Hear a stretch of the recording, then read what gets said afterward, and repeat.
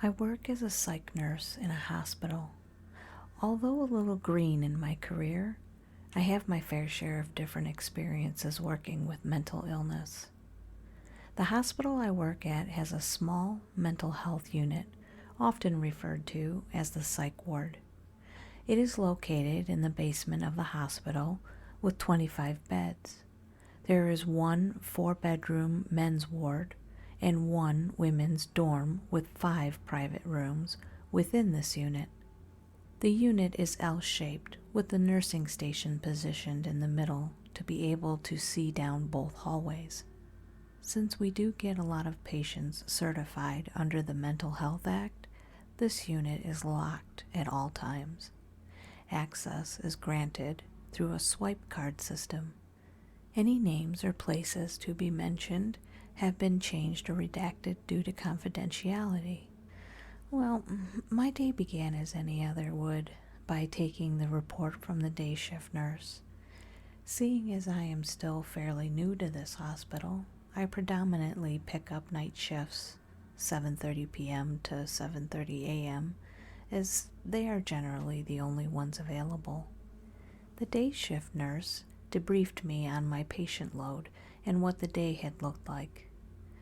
"Honestly, I think you'll have a relatively chill night," Rebecca said. "Not much went on today. The new guy in room B17 came to us yesterday and is currently waiting on a confirmed diagnosis from the psychiatrist. He has mostly kept to himself. I haven't had a chance to look up his history yet, so I don't have much to give you."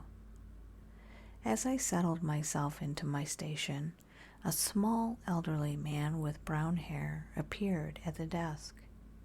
"Hi, are you Stacy, my nurse?" he asked nervously. He stated that his name was Eric and is currently in room B17. "Well, yes, I am. It's lovely to meet you. Let me organize myself and I will come and have a chat with you, okay?" I said. He just nodded and walked away. Once organized, I made my way down to Eric's room. He sat on the edge of the bed, looking rather nervous. This really wasn't unexpected, as the unit can be overwhelming to be on. "So what brings you into our care, Eric?" Eric began telling me how he had been apprehended in the community for disturbing behavior. It all started with having gaps in his memory, chunks of time he had no recollection of what he was doing. Some days I would come to in a strange house. It was often turned upside down like it had been trashed by teenagers. Other times it would be something as simple as being completely naked and covered in dirt in my backyard, he said. While talking, I felt the sense of familiarity with other patients I had taken care of previously. Having gaps in memory is not uncommon when patients are living with a mental illness or on certain medication. Heck, I had a patient who sleepwalked all the way to the grocery store and bought a pint of ice cream, only to come to with melted ice cream in their bed. We chatted for a while longer, offering him reassurance that he is in the right place to help sort through what he is experiencing. After we were done chatting, it was about 8 p.m., and it was time to begin my medication round. While beginning my med rounds, I noticed a foul smell coming from Eric's room. It reminded me of sulfur mixed with vomit. When I approached the room, Eric was nowhere to be found. I notified my colleague Sarah and began to search the unit frantically. It had only been about 20 minutes since I had left him to pour medication. After a full sweep of the unit, all we found were the hospital pajamas strewn across the room floor that we had provided Eric upon admission. Closer inspection revealed a strange black liquid staining the collar of the shirt. This liquid was responsible for that awful scent I had experienced. After I called security, we sent out a warrant to the police to detain him on site and bring him back into our care in case he had managed to get out into the community. While waiting for a call back, I began to review the door camera's feed. From the start of my shift to the time Eric went missing, only 2 patients had exited the unit with permission from their nurse, with no trace of Eric. The evening paced on without a word from security or the police. I began to feel frantic, as losing a patient does happen, but does not look good for a new nurse. By 11 p.m., there was still no word from anyone regarding Eric's whereabouts. I called security to check back in, but no one had answered. Sarah and I began our first round of checks to ensure patients were safe and sleeping. I walked by Eric's room again. That awful stench still penetrated my nostrils. "I don't know what you mean, awful smell," Sarah stated. "I think it kind of smells like fresh rain and cut grass." I ignored her comment and decided to do another sweep of Eric's room while Sarah continued with the night checks. While inspecting the bathroom, I noticed more of the black liquid found on his pajamas was now dripping out of the vent above the toilet. Strange, I thought. I never noticed that before when we checked the bathroom. As I continued looking at this black liquid, I began to feel a sense of dread creeping up my spine. I walked back out into the hall, and the sense of unease continued. The unit was generally filled with sounds of call bells, patients getting up, or quiet chatter from the nurses, but at this moment it was as silent as the morgue. I stepped back into the hallway and noticed the nursing station lights had been turned off, which was a big no-no due to safety of the staff. As I began to walk towards the station, I heard a sick, squelching sound behind me, coming from the 4-bedroom at the end of the hall. I turned off my flashlight and tiptoed down the hall. For whatever reason, I felt safer inspecting the sounds in the cover of darkness.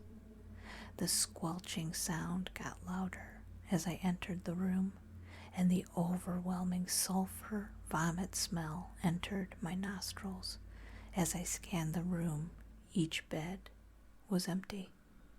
When my eyes had finally adjusted to the pitch black, I noticed the curtain at the back of the room began to waver slightly.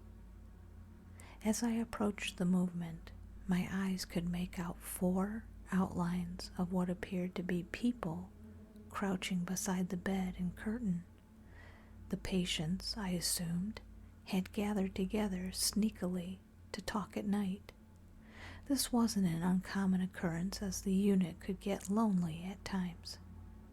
"Hey, gentlemen, I just have to let you know it is time for bed.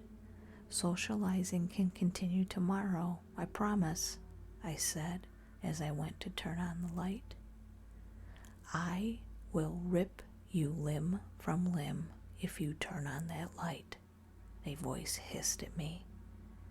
I froze. That same sense of dread came back immediately. Quivering, I took out my flashlight and turned it on. The 4 crouching shapes dashed out of view of the light, and I finally noticed what they were standing over. Sarah lay there lifeless, blood pouring out of a wound in her chest. I gasped, nearly tripping over my own feet as I began backing up.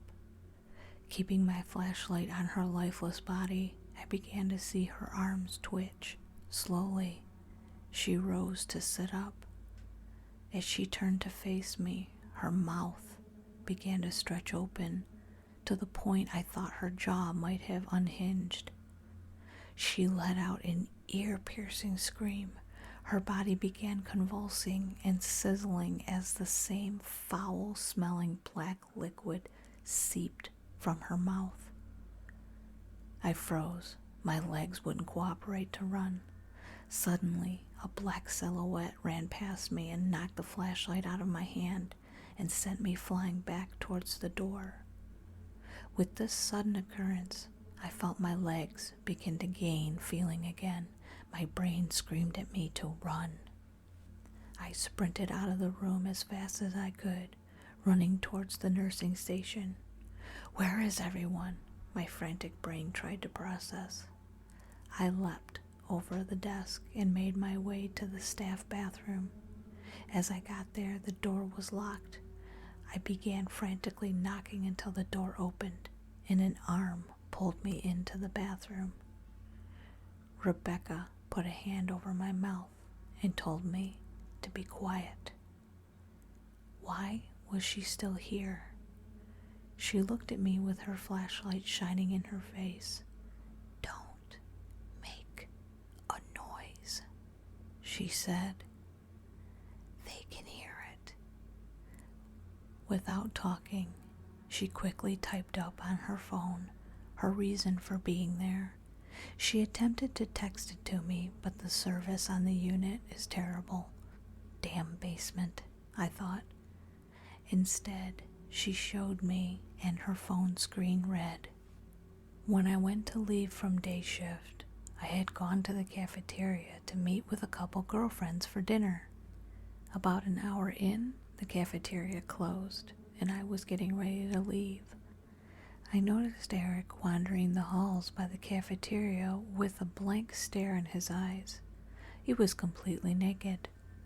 I went out to ask him how he had gotten off the unit when he just turned to me with his mouth stretched open.